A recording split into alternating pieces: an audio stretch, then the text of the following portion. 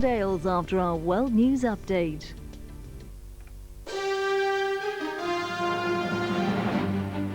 Good evening, welcome to the ITV Boxing Day News and Sport. The headlines. 300 die in China nightclub blaze. Lost in space, now Russians regain control of Mir. And in sport, Solskjaer keeps United 8 points clear at the top.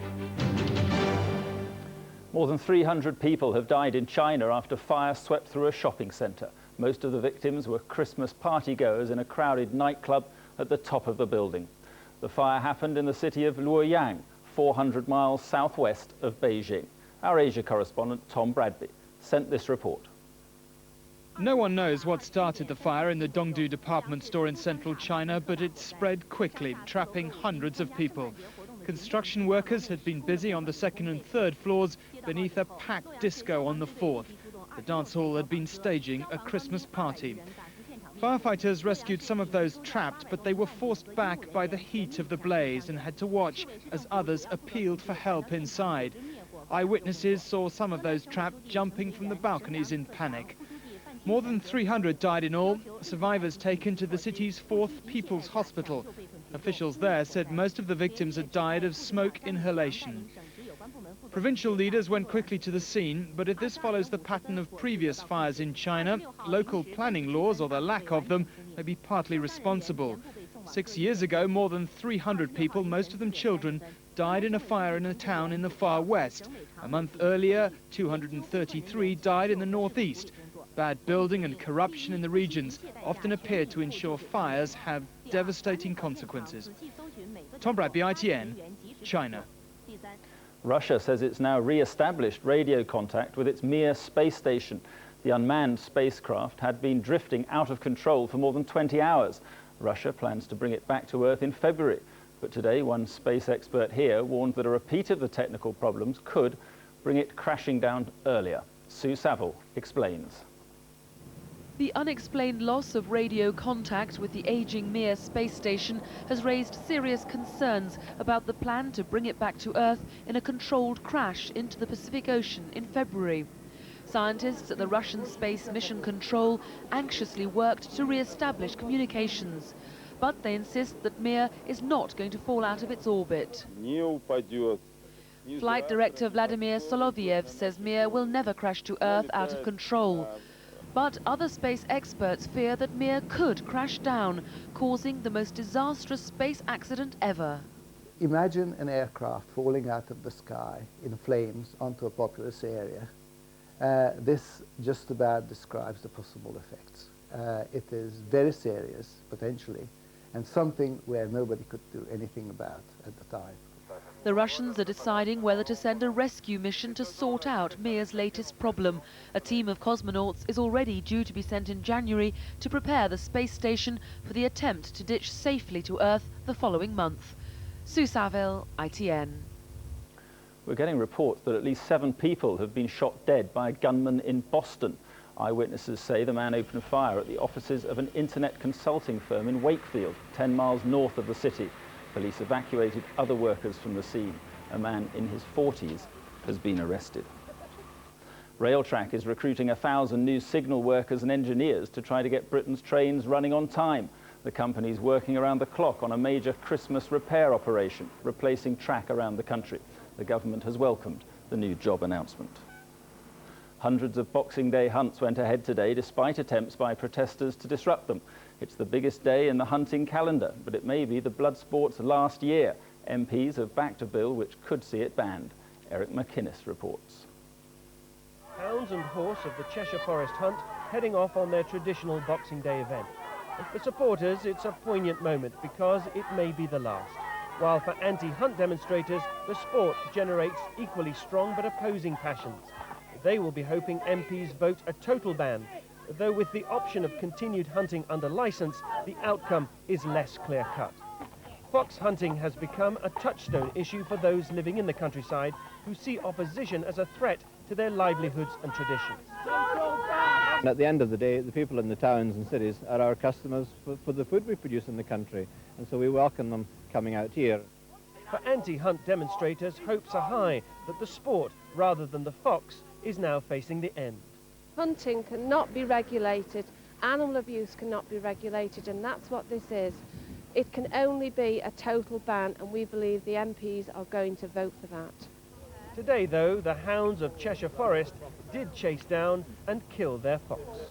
As this Boxing Day hunt comes to its conclusion, many of its supporters will be wondering whether they'll be back again next year. Ultimately, their sport will be in the hands of politicians in the House of Commons. Eric MacInnes, ITN, Cheshire.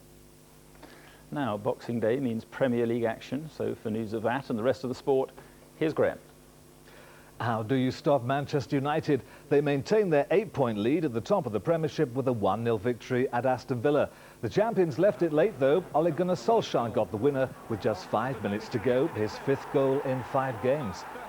The goal was crucial for the champions as Arsenal burst back into form with a 6-1 win over third-place Leicester. West Ham went goal crazy as well, as Alec Wilkinson reports. 7 goals in this match. Unfortunately for Leicester, most were by Arsenal. Thierry Henry opened the scoring and his hat-trick on 35 minutes. Arsenal's second came after some wonderful skill from Patrick Vieira, who lobbed it over keeper Tim Flowers. Adi Akinbaye pulled one back for Leicester in the second half, but Arsenal haven't lost at home this season, and Henry showed why with his second. Substitute Frederick Ljungberg made it 4 before Henry got his 3rd on 82 minutes. It ended Arsenal 6, Leicester 1. Charlton were on the wrong end of the goal fest at West Ham. After Paolo Di Canio's opener came Frederick Canute's first of 2 goals. Charlton never looked like closing the gap as Frank Lampard slotted away West Ham's 3rd. Their 4th came after a blistering shot from Trevor Sinclair. Final score, West Ham 5, Charlton 0. Alec Wilkinson, ITN Sport. In the Scottish Premier League, it was top v bottom. Dundee United were beaten 4-0 by the leaders Celtic. Henrik Larsson's penalty was his 24th league goal of the season. Chris Sutton stretched the lead with 2 goals inside 10 minutes. Stilian Petrov sealed the victory in the 77th minute. Let's now check on all the top results in England and Scotland. Starting with the FA Carling Premiership, Arsenal 6, Leicester 1, Aston Villa 0, Manchester United 1, Bradford 1, Sunderland 4, Everton 1, Coventry 2, Ipswich 2, Chelsea 2, Manchester City 0, Derby 0, Middlesbrough 1, Liverpool 0, Newcastle 2, Leeds 1, West Ham 5, Charlton 0. The nationwide First Division, Barnsley 1, Burnley 0, Blackburn 2, Birmingham 1, Bolton 2, Sheffield Wednesday 0, Fulham 5, Watford 0, Gillingham 4, Crystal Palace 1, Grimsby 1, Stockport 1, Huddersfield 3, Tranmere 0, Nottingham Forest 1, Crewe 0, Queen's Park Rangers 2, Norwich 3, Sheffield United 2, West Bromwich Albion 0, Wimbledon 1, Portsmouth 1, Wolves 0, Preston 1.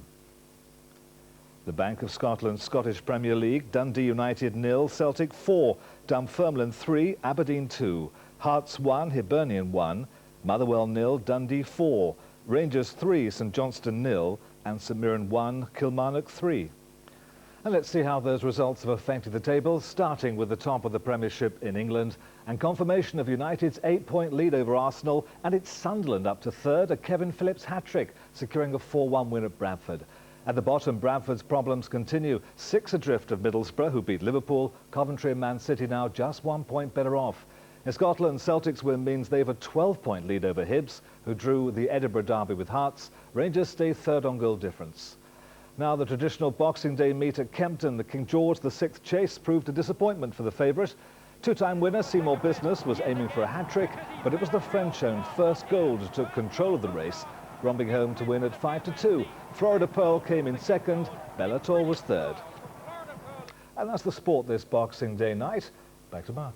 And that's it. I'll be back with the next news at 11:25. Until then, enjoy what's left of Boxing Day from Graham and from me. Bye-bye. Bye-bye.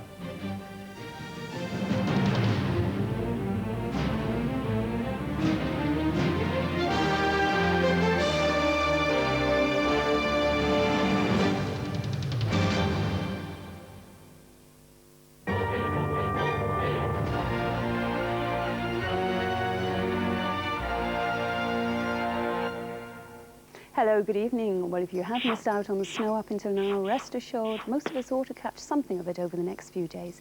Indeed, we've even got some sleet mixed in with rain tonight in the far southeast, only small amounts though.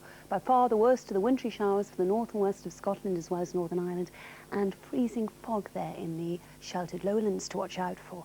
Cold everywhere tonight, temperatures from freezing down as low as -6, even down on that in some places.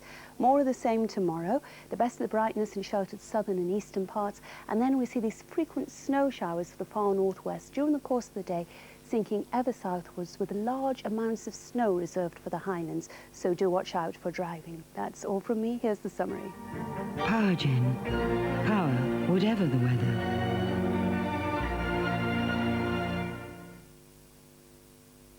This Boxing Day, there's another cracker to open. Join Matthew Kelly for the Stars in Their Eyes Christmas special. Curly's